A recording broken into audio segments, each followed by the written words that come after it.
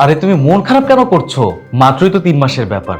3 মাসের অপারেশনটা যদি সাকসেসফুল করতে পারি, আমার প্রমোশন হবে, আমি এসপি হয়ে যাব।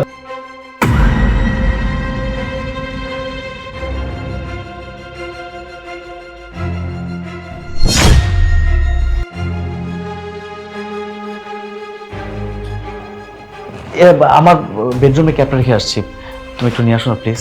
আচ্ছা ঠিক আছে, নিয়ে আসছি।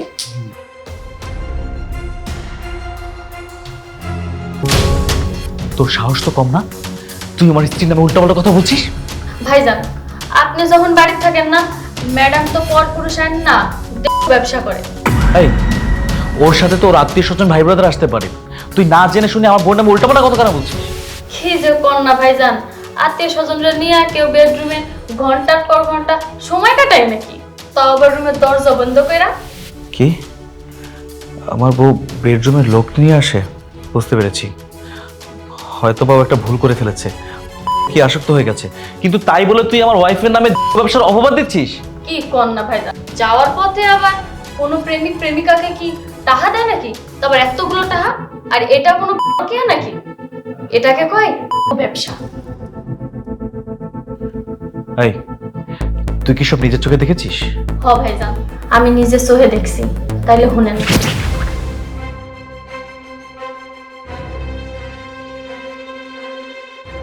তোর সার্ভিসটা আমার অনেক ভালো লাগছে, আমি কালকেও আমো, ফ্রি থাকলে কইস। আরে না না, কালকে আসিস না, আমার জন্য 5 দিনের লেগে বাইরে যাবে, আমি তোকে 5 দিন পরে ফোন দেবো না, তখন আসিস। আচ্ছা ঠিক আছে, ল তোর পেমেন্টের লগে লগে বকশিসটাও আছে। ফোন দিস আমারে। আচ্ছা।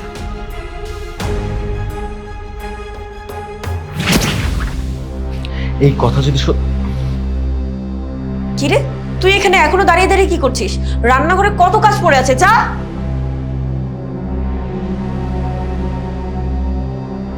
এই নাও তোমার টুপি। ঠিক আছে, আমি তাহলে আসি, তুমি নিজে দিকে খেয়াল রেখো। বাই।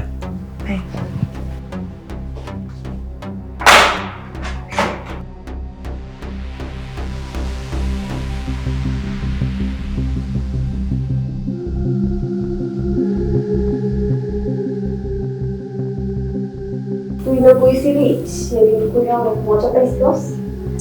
শোন, আমার বাসায় এখন আমার হাজবেন্ড নাই, তুই চাইলে কিন্তু চলে আসতে পারস। ঠিক আছে, 10 মিনিটের মধ্যে আইতে আসি। আচ্ছা ঠিক আছে, তুমি তাড়াতাড়ি আয়। রাখ।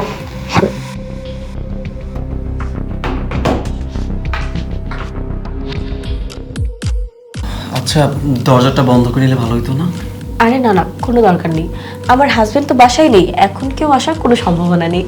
ও, আমার তো মনেই নেই যে বাসায় কেউ নেই। আচ্ছা ঠিক আছে। না, ঘরে একজন মানুষ আছে।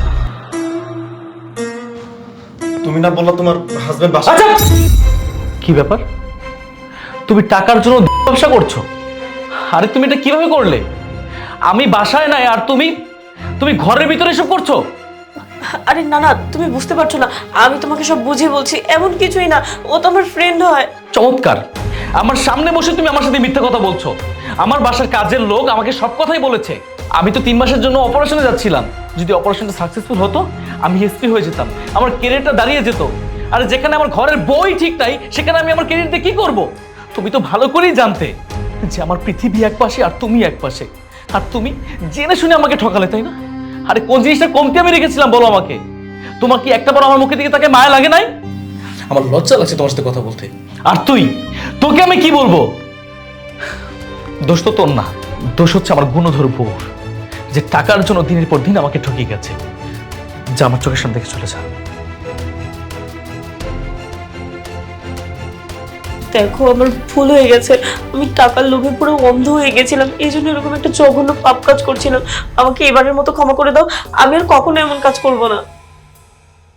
আমি তোমার কাছে ক্ষমা চাচ্ছি, আমাকে তুমি মাফ করে দাও। আমি ভুল করেছিলাম, আমি তোমাকে বিশ্বাস করেছি, আমি ভুল করেছিলাম, আমি তোমার মতো একটা মেয়ের সাথে সংসার করছি, সেই ভুল আমি আর করতে চাই না। আমি পারতাম আমার সাথে প্রতারণা করার জন্য তোমার নামে মামলা দিতে, তোমাকে জেলে দিতে, কিন্তু কেন দেয়নি জানো? তোমার মতো মেয়ের মান সম্মান না থাকতে পারে, কিন্তু আমার মান সম্মান ঠিকই আছে। ভালোই ভালো বলছি, আমার রূপটা খারাপ করার আগে তুমি বাসা থেকে বের হয়ে যাও। তোমার মুখটা আমি আর দেখতে চাই না, প্লিজ।